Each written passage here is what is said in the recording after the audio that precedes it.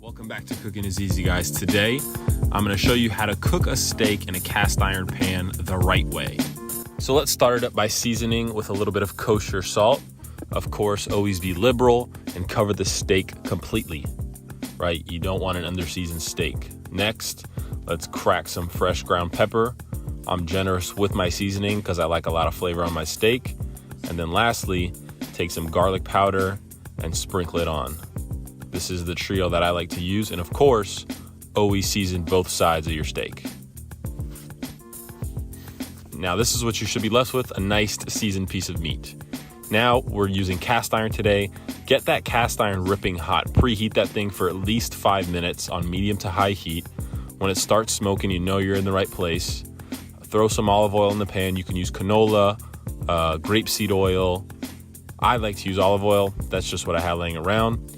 Take your steak, and what we're gonna do here is sear the fat cap. So hold it for about 30 seconds to 45 seconds and really get a nice sear on that fat cap so you can render it down. This is what it should look like. Nice golden brown, and then lay it down flat on the pan. Make sure you have good contact with the cast iron. You want it pressed down, that way you're getting a nice even sear across the meat. If one side is up, you're gonna get an uneven sear and it's gonna cook unevenly. So you better make sure you press that baby down, spread the oil around, and get a nice even sear across the entire steak. Fast forward a couple seconds. It was here for about 2 minutes on this side, and then I flipped. So again, push down, nice even contact. Make sure the juices are spread around evenly. And you're gonna cook this steak total for about 8 minutes.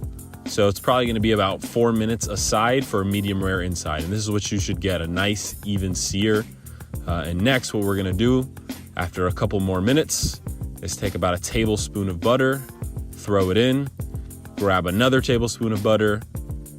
And now what you're gonna do is baste this steak. So use a towel, cast iron gets hot. I was using my shorts. Tilt the pan back and sprinkle that butter all over the steak.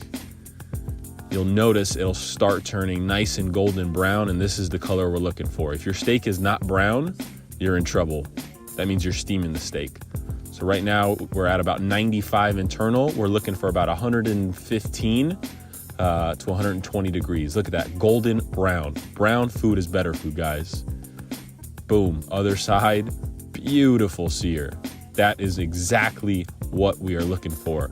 Throw in another 2 tablespoons of butter and baste again. That way you're gonna deepen the flavor, deepen the brown, and after 8 minutes, you are ready to go. So go ahead, take the steak off, and now you gotta let it rest for 10 minutes, but do not throw away this golden butter.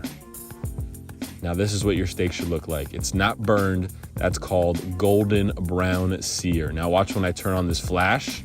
You'll see no burnt, just golden Maillard reaction deliciousness, baby. That's what we're looking for. So now we're gonna make a quick little side dish while our steak rests for 10 minutes. Take a zucchini, chop it up into about 1/2-inch squares.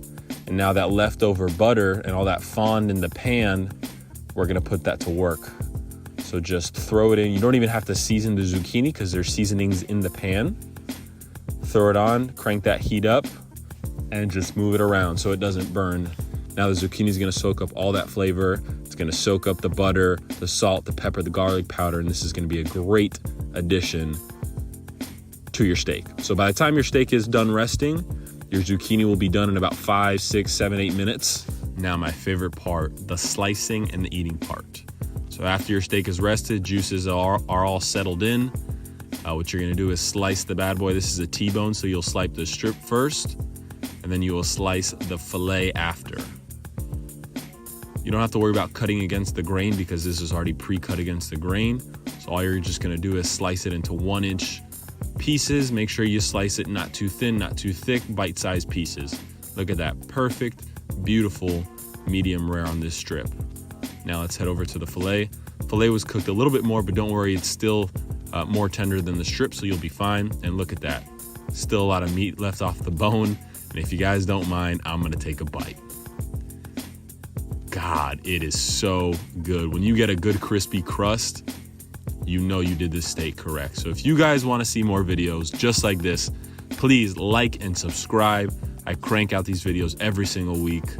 You're going to be in a good place. We'll see you on the next one. Thanks, guys.